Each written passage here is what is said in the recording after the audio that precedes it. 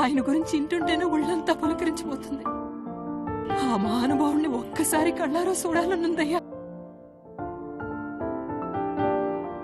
లేడు తల్లి, ఆ దేవుడు చనిపోయాడు.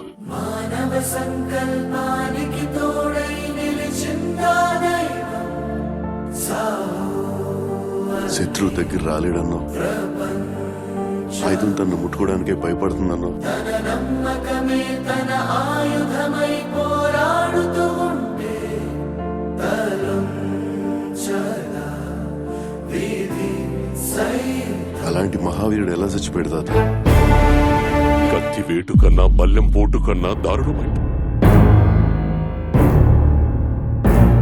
వెన్నుపోటు మహేంద్ర. బాహుబలి మరణ శాసనాన్ని శివగామి చేతి రాయించే మహాయజ్ఞం.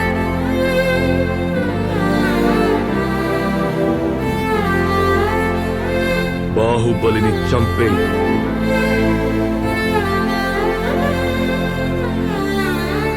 బాహుబలి మరణం తథ్యం. వద్దు తల్లి.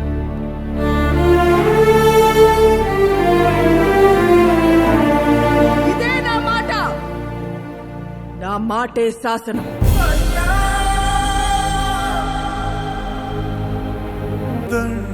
దండాలయ్యా దండాలయ్యా మా మధ్యనను ఉండొద్దయ్యా.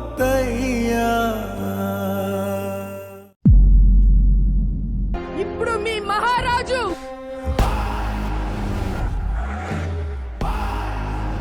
ఈ రాజ్యానికి పట్టిన పీడ వదిలించడానికి రాజమాత శివగామి దేవి మనవడు అమరేంద్ర బాహుబలి వారసుడు మహేంద్ర బాహుబలి తిరిగొచ్చాడని చెప్పు.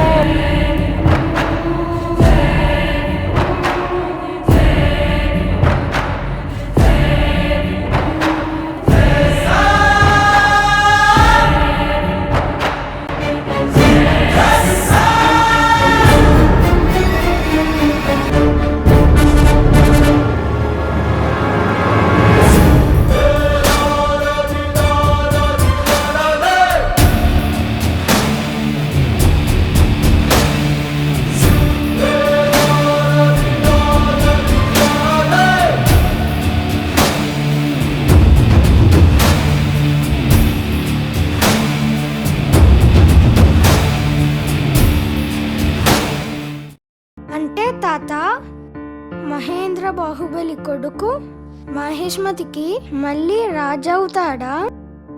ఏమో, శివయ్య మనసులో ఏటనుకుంటున్నాడో నాకేటెరుక.